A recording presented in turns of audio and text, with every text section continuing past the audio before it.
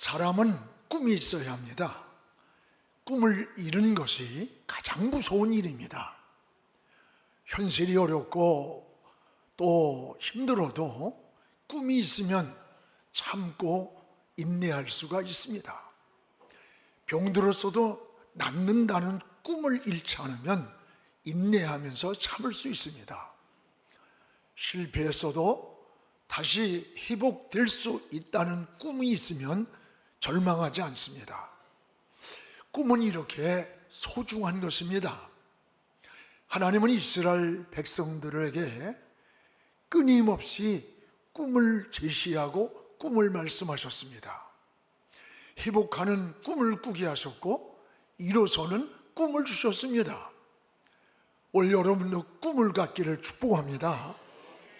오늘 말씀은 에스겔이 본 환상입니다. 이스라엘 백성들이 포로에 지쳐서 희망을 잃고 절망하고 있었습니다. 우리도 세상을 살다 보면 여러 가지 인생의 문제를 만나고 절망하고 낙심하는 일들이 수없이 많습니다. 때로는 경제적인 일이 있고 질병의 문제가 있고 가정에 복잡한 일들이 생기고 자녀의 문제, 진로의 문제 등 이런 여러 환경에서 만나는 수없는 일들이 있습니다. 하나님은 이스라엘 백성들이 포로에서 절망하고 좌절하고 있을 때에 에스겔을 통해서 다시 일어나는, 다시 회복되는 이런 환상을 보여주신 겁니다. 이 시간 여러분에게도 어떤 환경에 있든지 다시 일어나는 은혜, 다시 회복되는 은혜 주시기를 축복합니다. 에스겔의 환상 가운데 내용이 이런 내용 아닙니까? 에스겔이 어느 날 기도하는데 환상이 열렸습니다. 그 환상 가운데 큰 예루살렘 성전이 보이더니 성전 문지방 밑에서 물이 펑펑 솟아나는 거예요. 그리고 이 물이 동서남북으로 흘러내려가기 시작합니다. 점점 깊어가더니 강을 이루고 강둑을 넘었습니다. 그리고 강 좌우편에는 나무들이 서 있는데 나무가 잎이 마르고 열매가 떨어지고 죽어가는 거예요. 이 강 좌우에 있는 이 나무는 뭐냐? 당시 포로 생활에 있던 이스라엘 백성들의 모습을 보여준 거예요.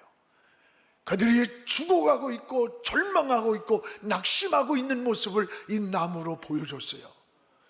그때에 이 성전에서 흘러나온 물이 뿌리에 닿기 시작합니다. 그 나무가 살아납니다. 물이 고입니다. 물이 고이는 곳마다 물고기가 우물우물하게 많이 모여드는 거예요. 그러니까 부르지도 않았는데 어디에선가 어부들이 찾아와서 그물 치는 곳이 되었다는 거예요. 이스라엘의 회복을 꿈을 통해서, 환상을 통해서 하나님께서 보여주신 비전인 것입니다.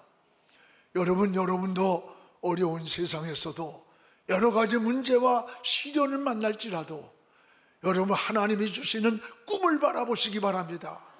사람이 안 돼도 하나님이 하시면 되는 거예요. 의사가 끝이라고 해도 하나님이 살려주면 사는 거예요. 저는 항상 그런 고백을 드리면서 하나님께 기도를 해요. 은혜와 감사도, 기도와 예배도, 여러분 충성과 봉사도, 기쁨과 행복도 꿈을 꾸는 사람이 회복의 은혜를 누리게 되는 겁니다. 회복되는 축복을 누리는 거예요. 그러면 우리는 어떻게 이런 은혜를 회복할 수가 있는 것입니까?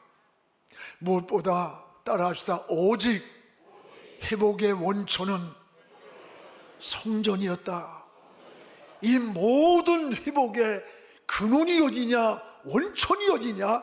바로 성전이었습니다. 에스겔에게 성전에서 흘러나오는 물을 통해서 이스라엘 백성들이 다시 일어나는, 살아나는 회복을 환상 가운데 보여주시지 않았습니까? 우리 1절을 함께 읽겠습니다. 그가 나를 데리고 성전 문에 이르시니 성전 앞면의 동쪽을 향하였는데 그 문지방 밑에서 물이 나와 동쪽으로 흐르다가 성전 오른쪽 제단 남쪽으로 흘러내리더라. 오늘 여기에 여러분, 이 모든 절망과 좌절에 죽어가는 나무들 생명을 살리는 것이 어디였느냐? 그 생명의 근원이 바로 성전으로부터 시작이 되었어요. 성전에서 흘러나온 물이 닿는 그 시간부터 생명이 살아납니다. 죽어가던 나무가 무성해지고 열매가 맺어지는 거예요. 메말랐던 땅에 물이 고이니까 물고기가 꼬여들고 어부들이 찾아오는 회복의 역사를 환상 가운데 보는 겁니다. 이스라엘 백성들의 다시 회복하고 희망과 비전의 원천이 이 성전이었다는 것을 기억하시기 바랍니다. 그렇습니다. 성전이 바로 희망과 생명의 근원입니다. 여러분, 다니엘서 6장 10절에 보면 다니엘이 바벨론 포로에 잡혀가서도 하루에 3번씩 예루살렘 성전 쪽을 향해 창문을 열었어요. 그리고 하루에 3번씩 하나님께 무릎을 꿇고 감사의 기도를 드렸던 거예요. 이 일로 인해서 다니엘은 사자굴 속에 들어가는 위기를 당했던 겁니다.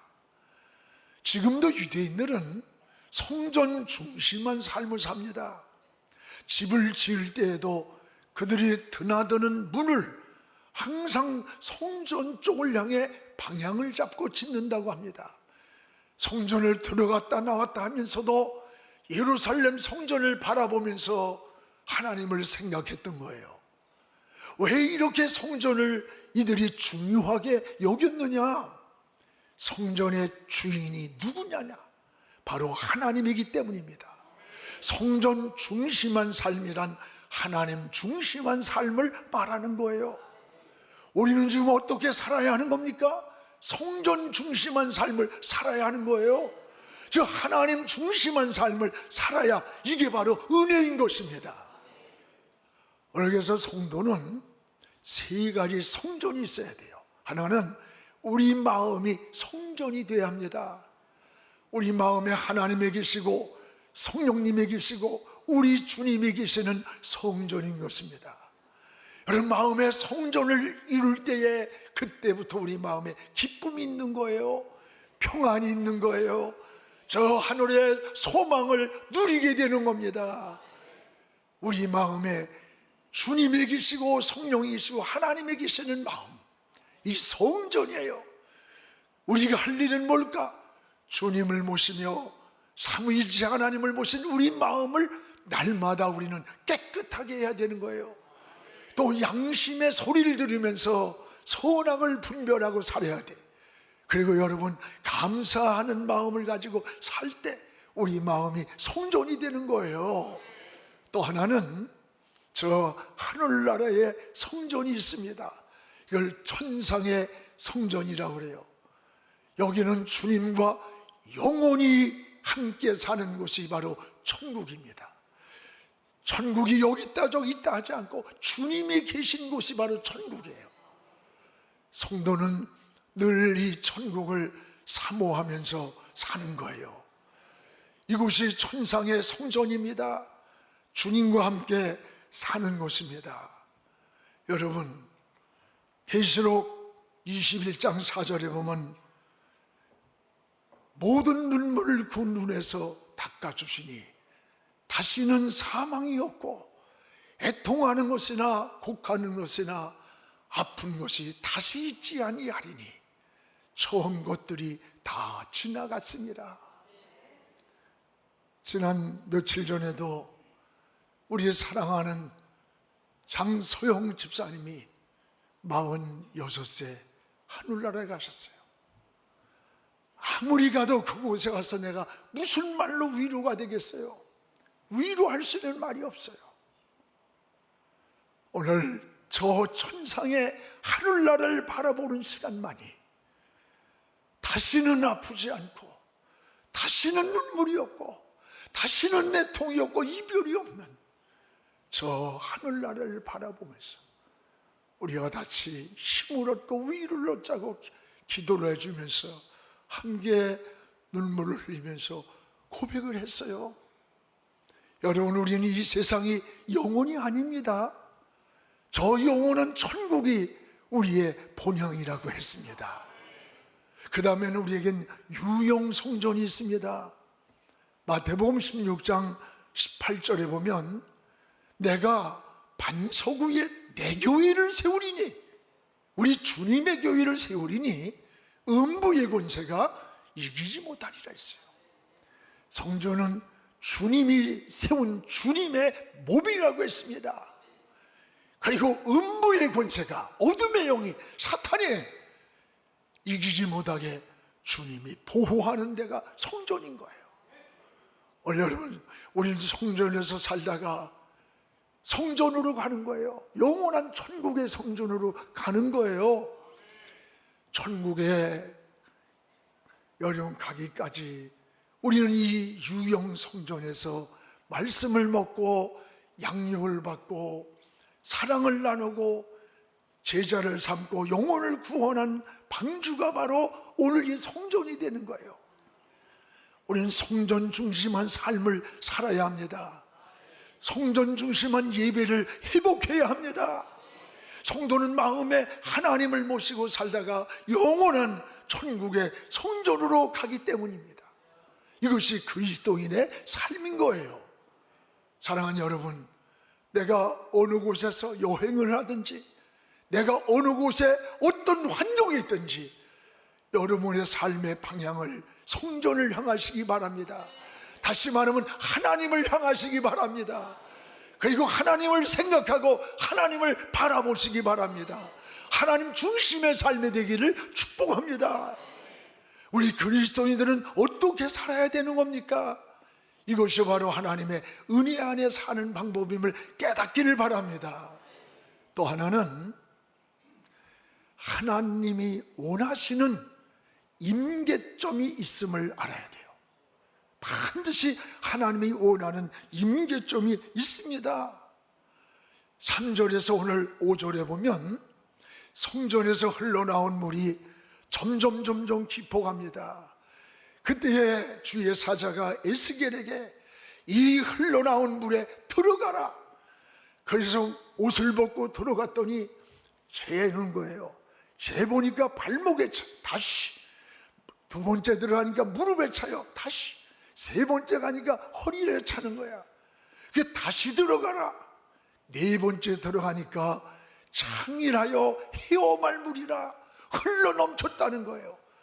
5절에 보면 다시 천척을 청량하시니 물이 내가 건너지 못할 강이 된지라. 흘러 넘쳐서 내가 건너갈 수 없을 강이 된지라. 하나님은 물이 흘러 넘치는 시간까지 여러분 어떻게 했어요?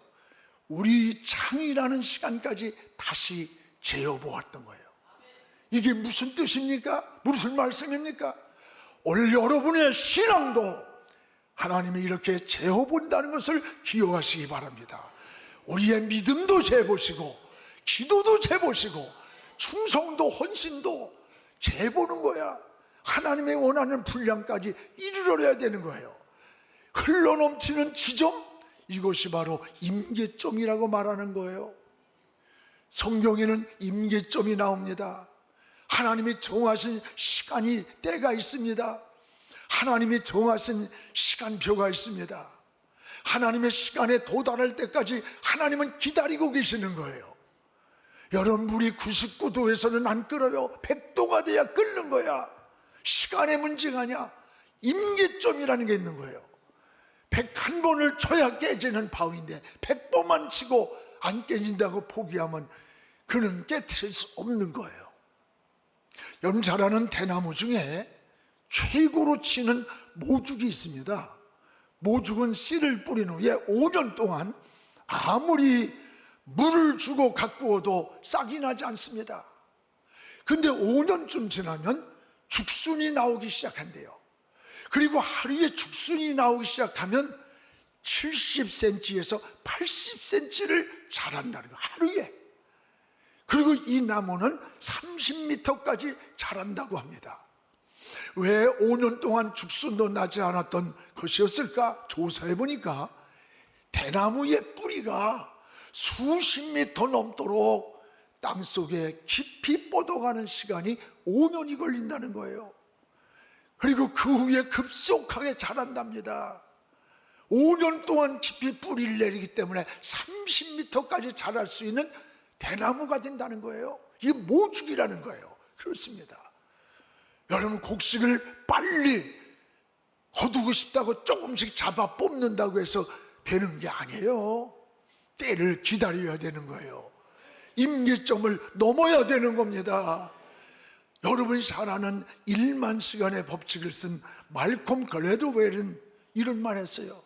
어떤 일이든지 최소한 1만 시간을 채워야 특정 경지에 도달할 수 있다는 거예요. 특정 경지가 뭐야? 어떤 분야든 전문가가 될 수 있려면 1만 시간을 투자해야 된다는 거예요. 아무나 되는 게 아니에요.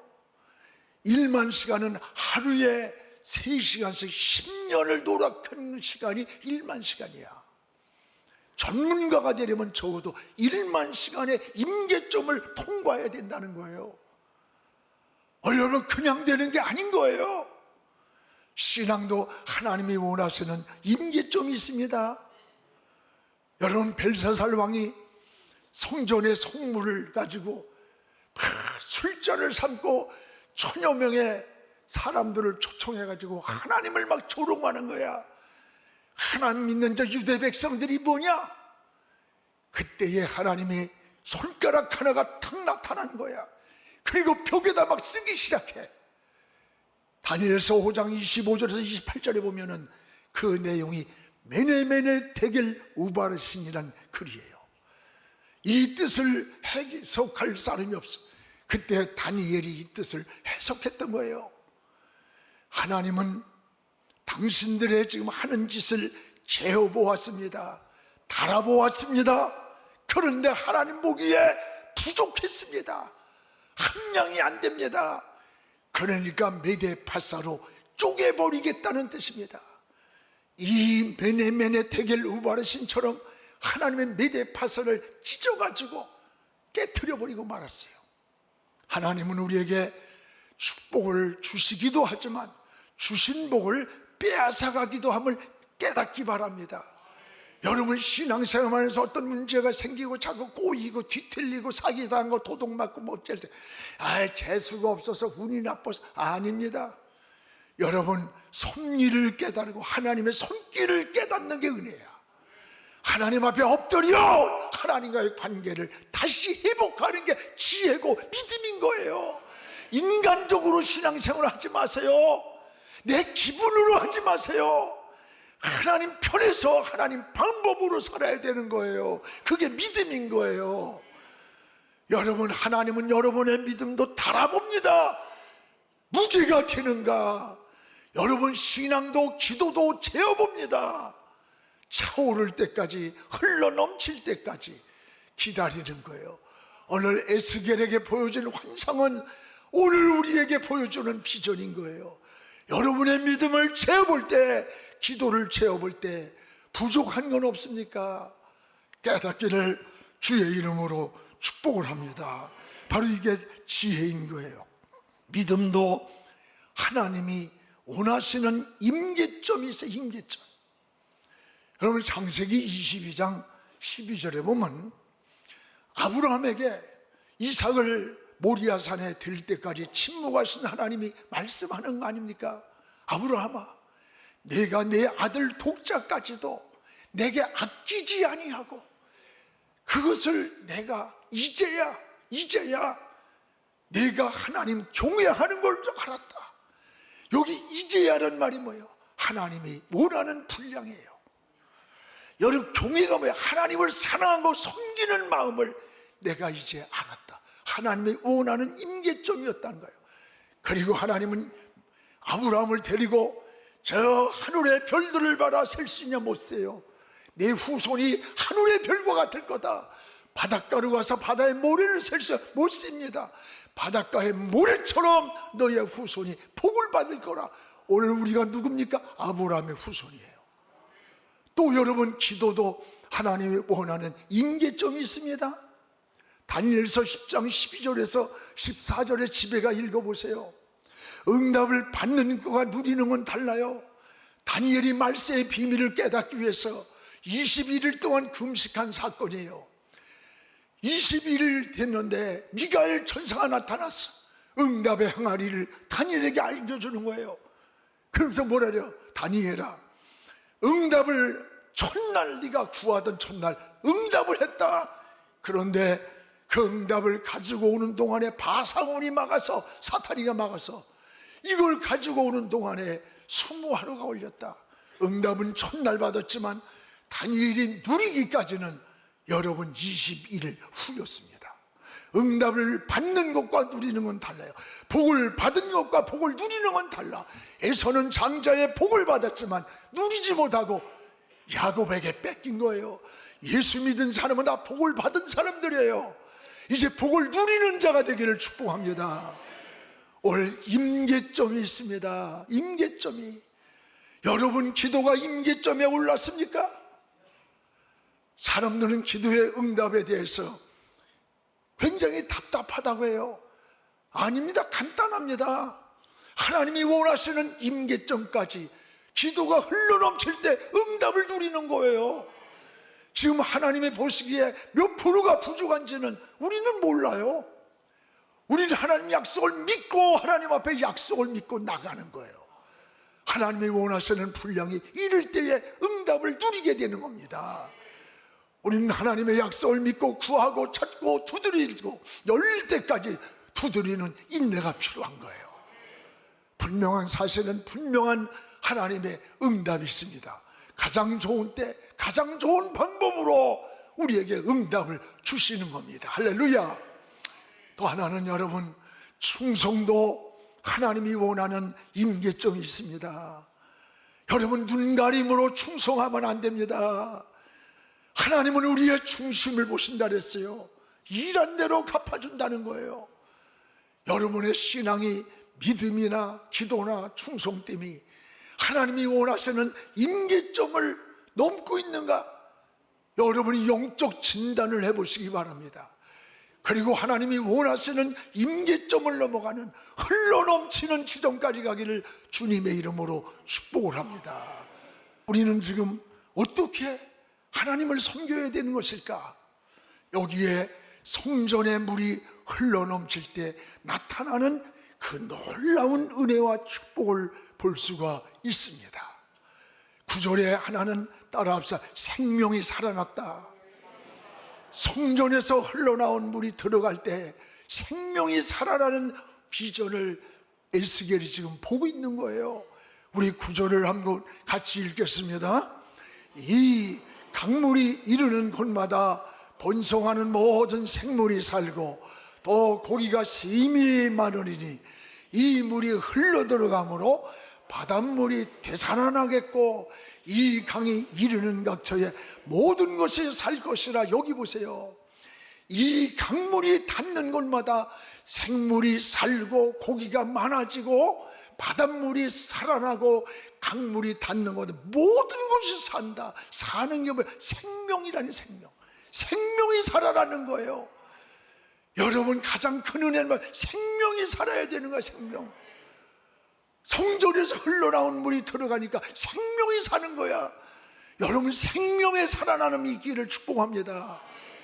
이 강물이 이르는 곳마다 번성하는 모든 생물이 살고 고기가 심히 많아진다. 이 물이 흘러가니까 바닷물이 다시 살아난다. 살아나는 거예요. 살아나기를 축복합니다. 각처에 이르는 곳마다 살 것이며 생명이 살아나는 은혜입니다. 닿는 곳마다 생명이 살아나요. 성전에 흘러들어온 물이 넘칠 때, 흘러넘칠 때 생명이 살아나는 역사가 여러분에게 있기를 축복합니다. 은혜도 사랑도 기쁨도 평안도 흘러넘쳐야 돼요. 흘러넘칠 때 생명운동이 일어나는 거예요. 또 하나는 10절에요. 이 성전에 물이 닿을 때 나타난 역사예요. 어부들이 막 찾아오는 거예요. 10절을 우리가 읽겠습니다. 또 이 강가에 어부가 설 것이나 엔데기에서부터 에네글라임까지 금을 치는 곳이 될 것이라. 그 고기가 각기 종류를 따라 큰 바다에 고기같이 심히 마련이니와. 이 강가에 고기들이 모여드니까 어부들이 찾아온다는 거예요. 물이 창이라여 흘러넘칠 때 고기들이 심히 많아 어부들이 모여왔어요. 그렇습니다. 고기가 많으니까 자연 부르지 않았는데도 어부들이 모여드는 거예요. 여러분, 인생을 성공하면 사람이 모여옵니다. 인사하는 사람 많아요. 나를 필요해서 찾는 사람 많은 거야. 여러분에게 전화도 없고 여러분에게 찾아오는 사람도 없다는 것은 뭔가 내 인생은 고립되어 있는 거야. 그러나 실패하고 나면 모두가 떠납니다. 친구도 떠나고 이웃도 떠나고 하물며 형제들도 떠나는 거예요. 이게 세상이에요. 세상은 냉정한 겁니다. 상대적인 거예요. 그러나 여러분, 우리가 실패할 때도 병들어 쓸 때에도 우리를 떠나지 않고 우리와 함께 계시는 분이 있습니다. 그분이 누굽니까? 바로 예수 그리스도이십니다. 주님은 변함없이 항상 여러분과 함께하고 계십니다. 그러기에 여러분은 어느 환경에 있든지 주님을 바라보십시오. 주님과 동행하시기 바랍니다. 이것이 진정한 인생의 성공자가 되는 겁니다. 그리스도인은 좋은 직장을 찾는 것만이 능사가 아니에요. 여러분이 들어가니까 그 직장이 좋은 직장으로 변하는 거예요. 그리스도는 축복의 땅을 찾아 헤매는 것이 아닙니다. 여러분이 까닭에 그 땅이 축복의 땅이 되는 거예요. 요셉이 까닭에 애굽 사람이 복을 받은 겁니다. 아브라함을 축복할 때 너로 인하여 너를 축복하는 자가 그에게 너도 복을 주겠다는 거예요. 하나님이 여러분 까닭에 직장이 살아나고 여러분이 들어가니까 그 회사가 회복을 되고 여러분이 가니까 은혜의 역사가 일어났고 부흥이 되고 하나님의 영광이 나타나기를 주님의 이름으로 축복합니다. 또 하나는 여기 12절에 보세요. 달마다 좋은 열매가 맺었다고 그랬어요. 에스겔서 47장 12절에 강 좌우가에는 각종 먹을 과일나무가 자랐어요. 잎이 시들지 않고 열매가 꺼지지 않고 달마다 피로 따라 새 열매가 맺어지고. 이게 어디서 시작되냐? 이 물이 성소로 통하여, 성소가 어디야? 하나님의 성전으로부터 나온 은혜라는 거예요. 이 열매는 먹을 만하고 잎사귀까지 약재료가 되리라. 전 에스겔 47장을 너무 좋아합니다. 여러분, 열매만이 아니에요. 잎사귀까지 약재료가 된다. 쓸모없는 줄 알았던 잎사귀도 약재료라는 거야. 여러분, 인생 살다가 힘들고 어려운 일 많았지만 그러나 하나님의 은혜와 접목해보고 나니까 바로 그것까지도 약재료가 되는 은혜가 되더라는 거예요. 간증이 되더라는 거예요. 그렇습니다. 여러분, 이게 뭡니까? 물가에 나무가 서 있기 때문에 좋은 열매를 맺는 거예요. 우리도 은혜 안에 서 있으면, 은혜 안에 살고 있으면 이런 은혜를, 이런 복을 뿌리는 거예요. 은혜가 뭡니까? 주님 안에 사는 거예요. 하나님의 품으로 달려오시기 바랍니다. 성전으로 달려오시기 바랍니다. 시편 1편 4절에 시냇가에 심기운 나무처럼 때를 따라 열매를 맺게 된다는 거예요. 이 물이 성소를 통하여 나옴이라. 성전에서부터 흘러나는 물이 축복의 원천이라는 거예요. 여러분의 인생이 성전 중심한 삶이 되기를 주의 이름으로 축복합니다.